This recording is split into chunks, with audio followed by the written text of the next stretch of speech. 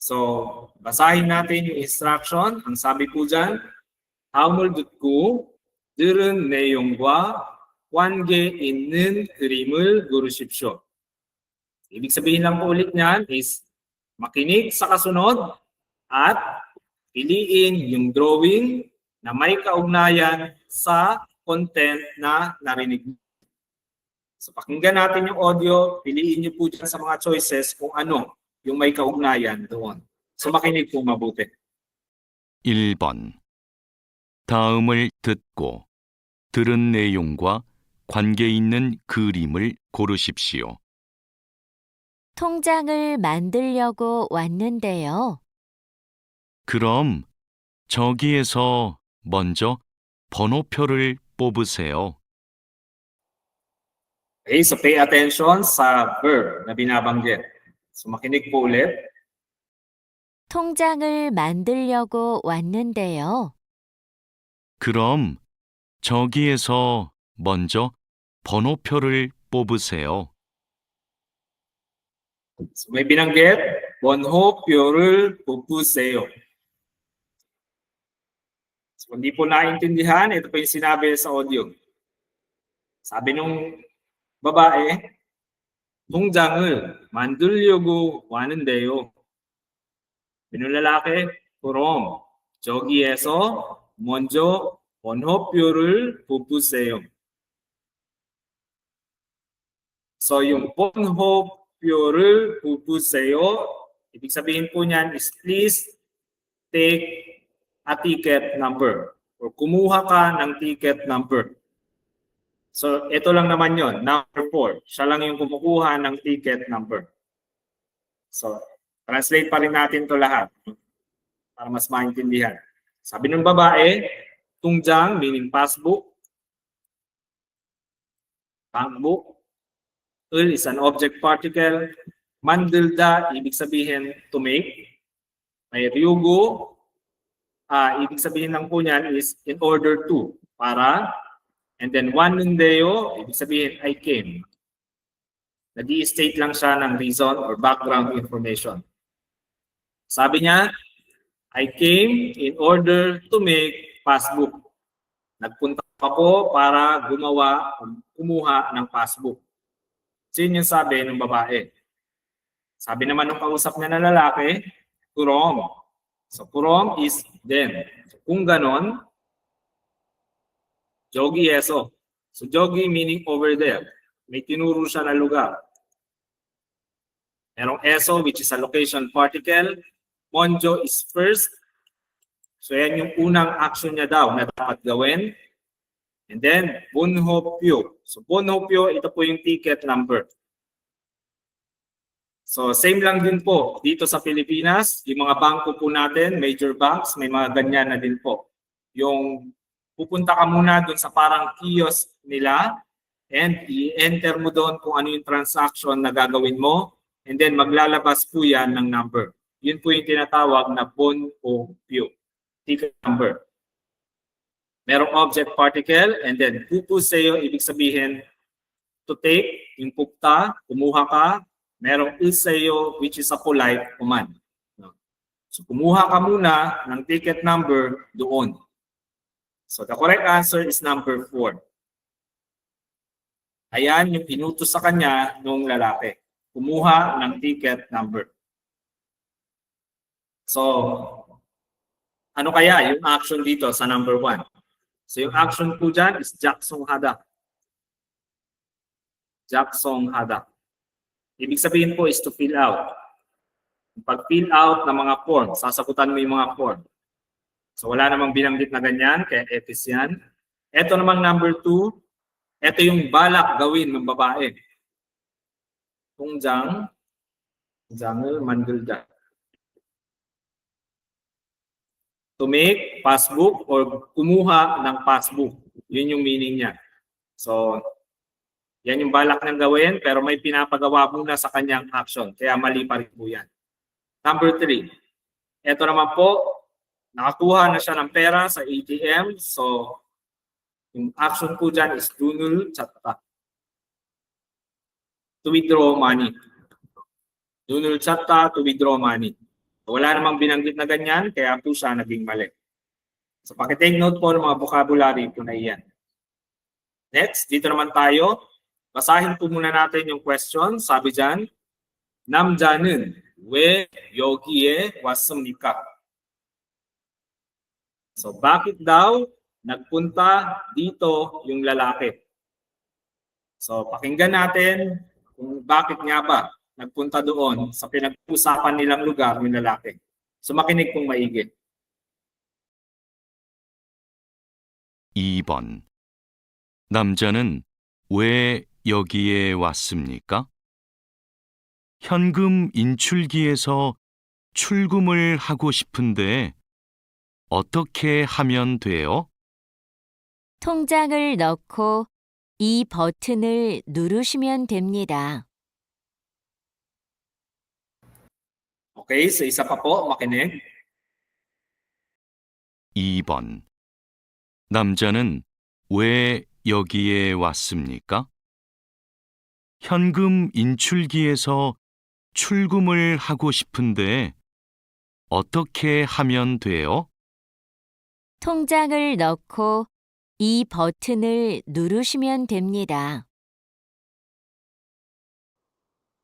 Okay. Binanggit nung lalaki yung balak niyang gawin. Chulgum hada. Ano ba yung chulgum hada?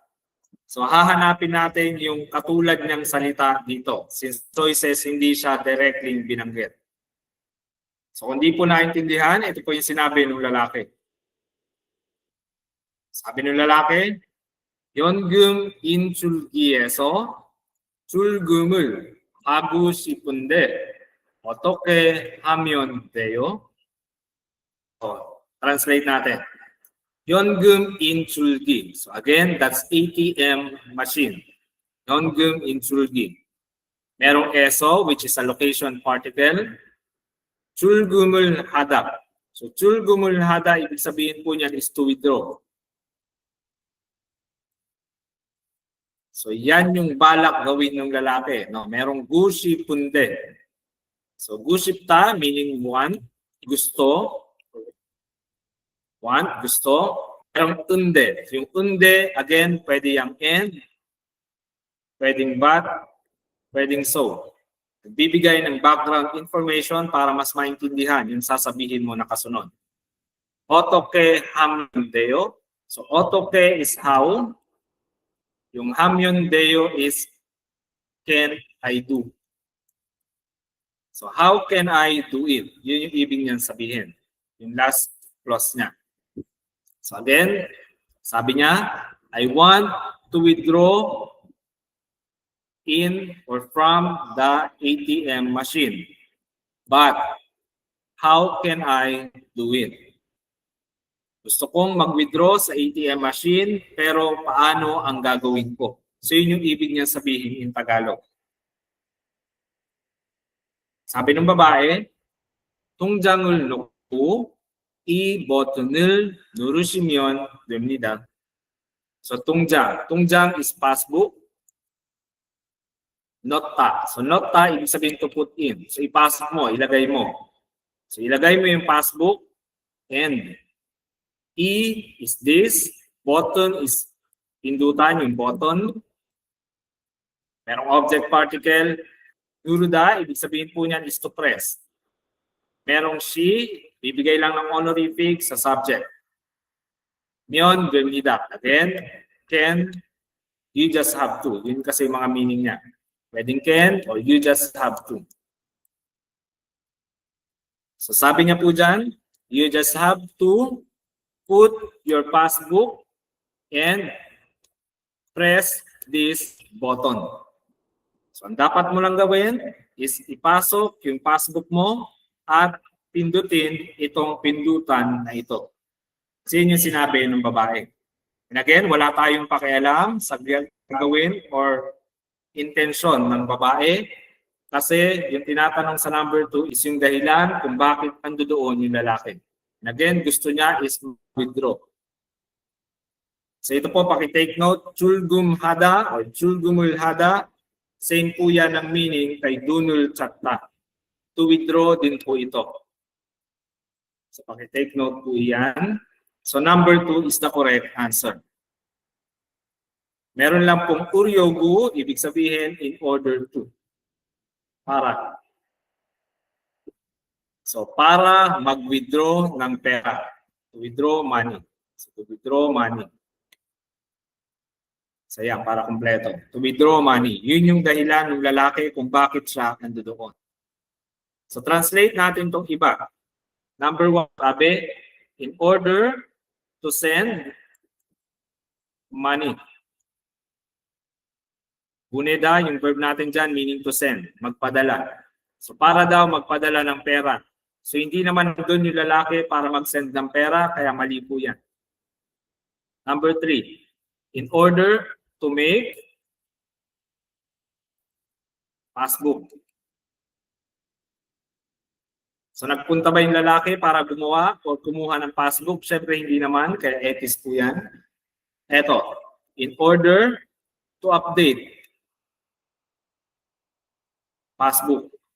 So nandun ba yung lalaki para mag-update ng passbook? Siyempre hindi naman.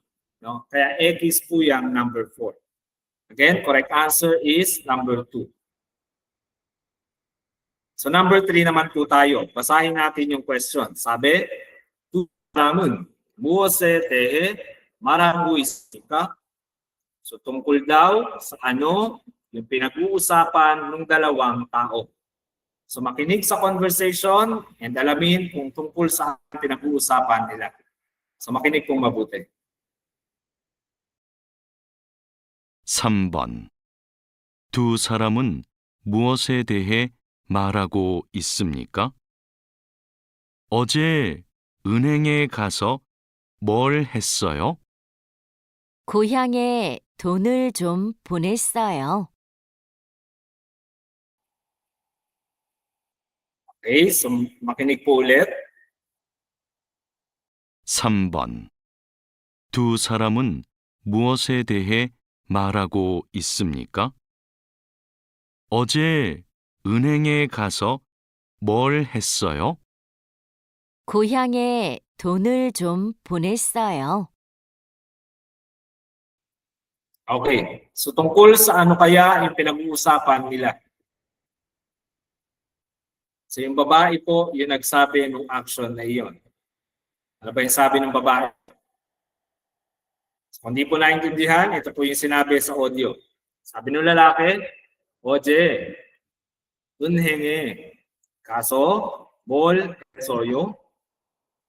사비 ng babae, 고향에 돈을 좀 보냈어요. So ano bang tawag sa action na ito? 돈을 좀 보냈어요. Meron pong other term niya. So nabanggit ko na rin po yan kanina. So translate muna natin tong sinabi ng lalaki.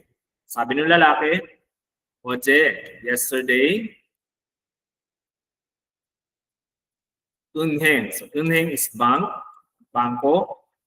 Merong topic particle, kada, meaning to go. Merong aso na nakadikit, meaning because or and then. Again, because or and then. 뭘 했어요? 뭘 is what? 했어요 is did, past tense. And since nagtatanong siya, what did you do? Ang ibig sabihin niya.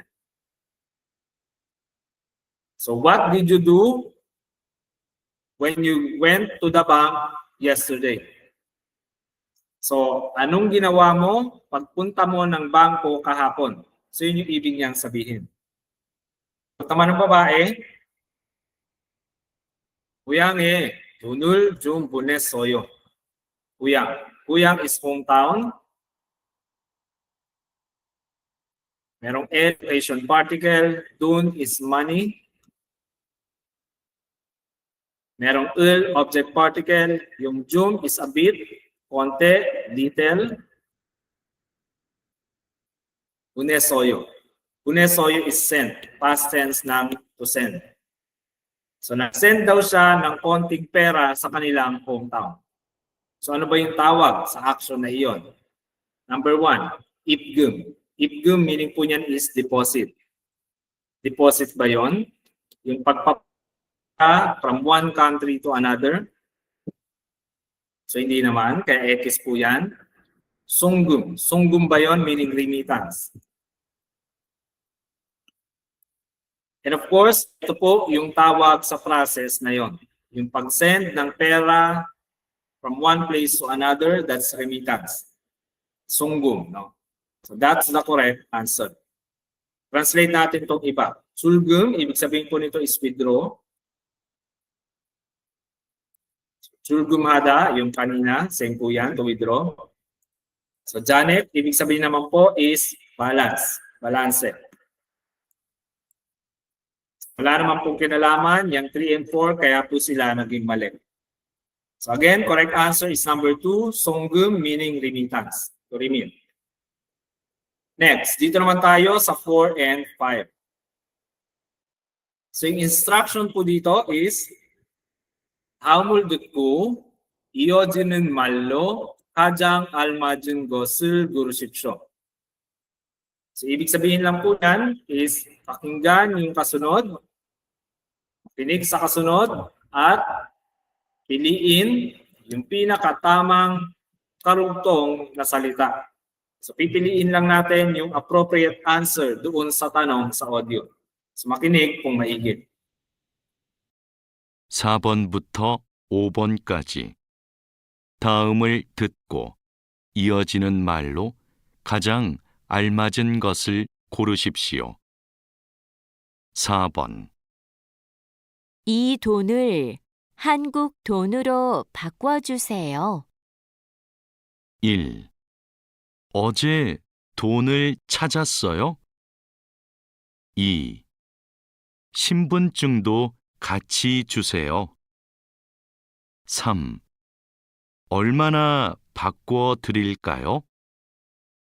4. 외국인 등록증이 없어요.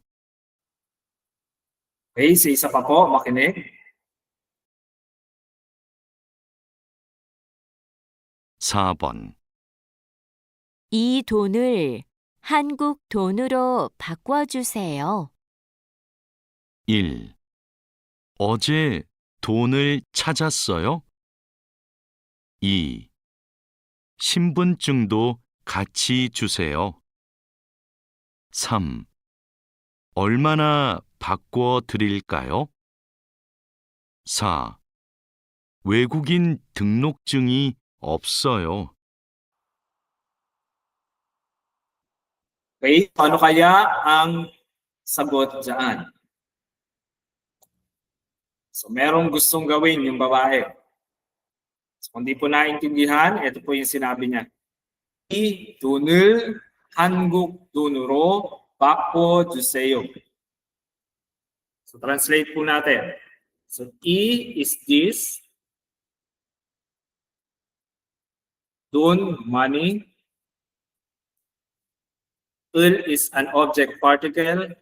한국 돈. So pera sa South Korea, so that's Korean won. Merong euro meaning two. 바꿔주세요. So bakuda meaning to change or to exchange. Merong ojuseyo meaning to show polite request. So please exchange. Pakipapalitan or pakipalitan. 2 Korean won itong pera. So yun yung ibig niyang sabihin. Ipalitan po itong pera to South Korean won. So ano bang proper response pag yan yung sinabi ng customer? Isa-isahin po natin yung choices. Number 1, sabi, 어제 돈을 찾았어요. 어제 meaning yesterday. 돈을 찾다. So again, 돈을 찾다 is to withdraw money. Naka-past tense lang po. Polite. May asoyo. So, did you withdraw? Ibig niyang sabihin. Did you withdraw money yesterday? So, nag-withdraw ka ba ng pera kahapon? Yun yung sabi sa number 1. Number 2, sabi, 신분증도 같이 주세요. 신분증. So, ibig sabihin lang po niyan is ID. May do, ibig sabihin po is also. Yung catchy, together. Yung Juseo, please give me. So, parang ibig sabihin po niyan is please also give your ID. So, pakibigay mo rin sa akin yung ID mo. So, yun yung meaning ng number 2. Please also give your ID. Number 3, ang sabi, Olmana pako duril kayo. So, Olmana is how much? Pako na ulit is to exchange. Merong o duril kayo. So, o durida, parang o juda lang din po ito, naka-honorific lang. Meaning, meron kang gagawin for the sake of other person. You will do something for another person. So, merong el kayo social. No? So, ibig sabihin, shall I exchange? So, magkano ang dapat kong ipapalit para sa iyo? So, yun yung, how much shall I exchange it for? So, in other terms, magkano yung gusto mong ipapalit? So, yun siya. And obviously, ito po yung tamang sagot. Number 3. So, gusto niya magpapalit ng pera, kaya tinatanong siya, how much shall I exchange it for? So, yun yung sabi niya sa number 3. So, number 3 is the correct answer. Translate pa rin natin itong number 4. Sabi, 외국인 등록증이 없어요. So, 외국인 등록증, ito po yung ID natin pagdating ng South Korea. So, foreign registration ID or card. And then may opsoyo meaning none, wala. So, wala daw siyang foreign registration ID or card. 1, 2, tsaka 4, walang kinalaman doon sa sinabi ng babae, kaya sila mali. And pakitake note na lang din po ng mga vocabulary na hindi pa alam dyan. Next, number 5 tayo. So makinig pong maigi. 5번. 모바일 뱅킹을 사용하고 싶은데 어떻게 하면 돼요? 1.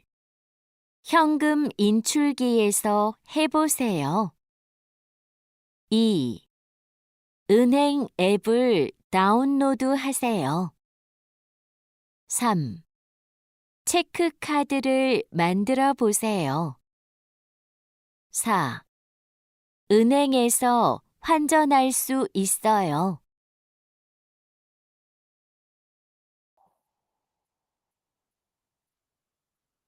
Okay, so isa pa po, makinig. 5번. 모바일 뱅킹을 사용하고 싶은데 어떻게 하면 돼요? 1. 현금 인출기에서 해보세요. 2. 은행 앱을 다운로드하세요. 3. 체크카드를 만들어 보세요. 4. 은행에서 환전할 수 있어요.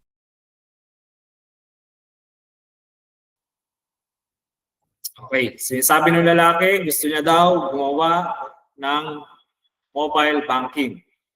Paano daw yung dapat niyang gawin? So ano kaya ang isasagot mo pag yun yung tanong? So kung di po talaga naintindihan yung sinabi ng lalaki, ito po yun. Sabi niya, mobile banking을 사용하고 싶은데 어떻게 하면 돼요? So mobile is mobile. Banking is banking. With object particle, 사용하다 is to use. May gu 싶다 meaning want. May unde yung and, but, or so na conjunction po natin. 어떻게, how. May 하면 돼요, ibig sabihin, can I do it? So again, ang sabi niya po, I want to use mobile banking. But how can I do it? Sa Tagalog, Gusto kong gumamit ng mobile banking, pero paano ko gagawin iyon? So, number 1, sabi, 연금 인출기에서 해보세요. 연금 인출기. So, that's ATM. Merong ESO, location particle, pwede rin from. 해보세요, ibig sabihin, please try. So sabi niya, please try it through the ATM. Try mong gawin sa ATM. Number 2, ang sabi naman, 은행 앱을 다운로드 하세요. 은행 app. 은행 is bank. Yung app is app, application sa cellphone. Merong object particle. Download is download. No? So download. Meron lang haseyo, please do. No? So, please do download the bank application. So, yun yung ibig sabihin in English. Or, mag-download ka ng bank application. So, obviously, ito po yung sumasagot sa tanong ng lalaki. Kung ano ang gagawin niya since gusto niyang gumamit ng online banking. So, sinabihan siya ng kausap niya, mag-download ka ng bank app. So number 2 is the correct answer. Number 3, check pa rin natin kung bakit ito naging mali. So burahin po muna natin yung iba. Sabi number 3, 체크 카드를 만들어 보세요. So check card, check card. So in other terms, mas common po tayo sa debit card. Merong will, which is an object particle, 만들어 보세요. So 만들다, to make. Merong oboseyo, ibig sabihin lang po niyan is please try. So i-try mong gumawa o kumuha ng debit card. So again, mobile banking yung tinatanong niya kung paano gagawin. Kaya X po yan. Number 4, 은행에서 환전할 수 있어요. Translate natin. 은행, bank. Merong ESO, location particle. 환전하다. So 환전하다, again, to do currency exchange. So, to exchange currency. Exchange currency, exchange money. And then el su isoyo is a common grammar pattern meaning can, kaya, or pwede sa Tagalog. So you can do or you can exchange money in the bank. Pwede kang magpapalit ng pera sa bangko. Again, hindi niya naman tinatanong, kaya X po yung number 4. Right answer is number 2. So, I hope maraming vocabulary na napulot. Make sure na i-memorize po yan para tumaas yung chance niyo pong makapasa na exam. So hanggang dyan po muna. If you have any questions, message nyo lang po ako. And tuloy po natin yung mga kasunod sa mga susunod na video. So, annyeong!